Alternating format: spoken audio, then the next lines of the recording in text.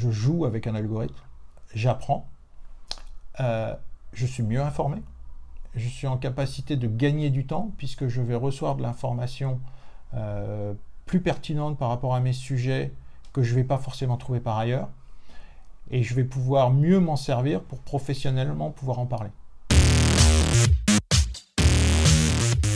Donc moi je suis actuellement chez Social Dynamite, je travaille avec Julien Carlier, on aide les entreprises à devenir ce qu'on appelle nous des marques médias, prendre la parole sur les outils digitaux, donc espace marque média de publication, blog, et sur les réseaux sociaux pour les individus, afin qu'elles puissent toucher directement leurs audiences.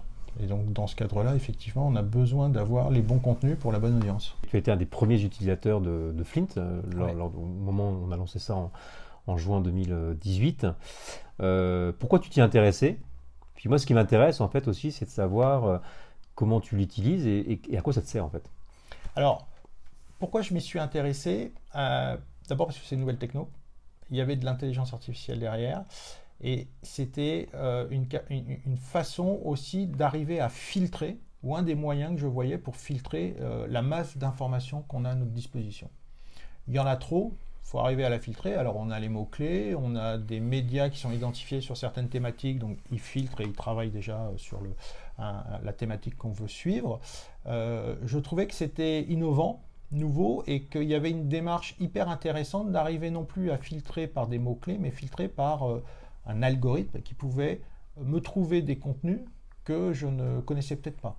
Donc cette démarche était assez intéressante. Après, moi, je me suis fait des robots sur des thématiques données pour arriver toujours à avoir de l'information que je puisse ingérer et puis derrière travailler justement à mon professional branding, c'est-à-dire quel article je pouvais reprendre, sur lequel je pouvais m'appuyer pour l'argumenter, donc ce qu'on appelle dans le jargon de la curation argumentée, pour pouvoir le redistribuer, le remettre à disposition de mon audience, mais pas simplement en partageant un lien, en y amenant une vision, ma vision, mon expertise, mon décryptage pour essayer d'engager une conversation.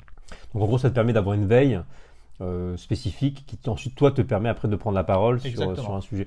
Mais par rapport à d'autres outils de veille que tu pouvais avoir, qu'est-ce que ça t'amène en plus? Est-ce que c'est des contenus différents?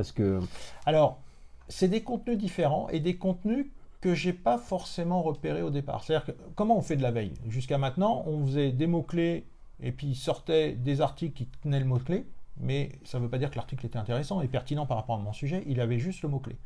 L'autre façon, c'était d'identifier des médias qui parlent de certains sujets et d'arriver à s'abonner par email ou en flux RSS et puis d'avoir l'info.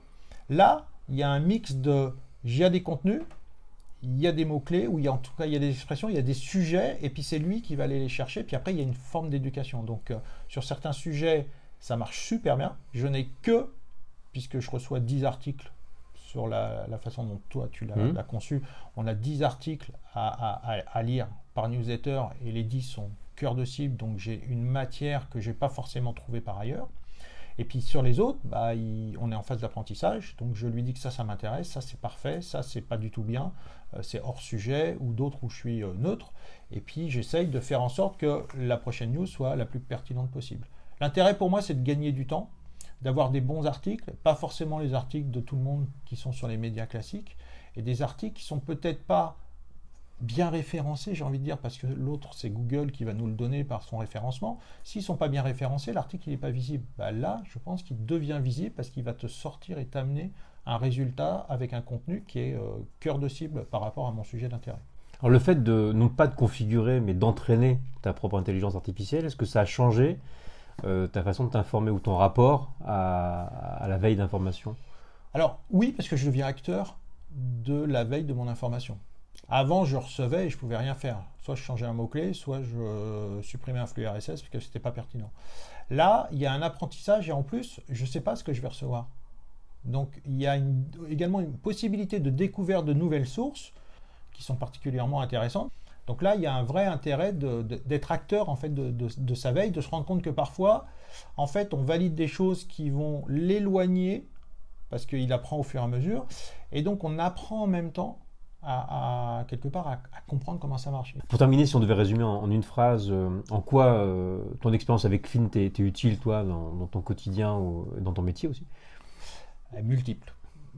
Je joue avec un algorithme, j'apprends, je suis mieux informé, je suis en capacité de gagner du temps puisque je vais recevoir de l'information plus pertinente par rapport à mes sujets que je ne vais pas forcément trouver par ailleurs, et je vais pouvoir mieux m'en servir pour professionnellement pouvoir en parler.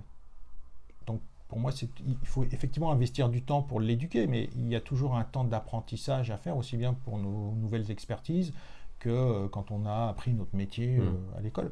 Donc c'est du bon investissement de temps, parce que derrière, on en tire de la valeur.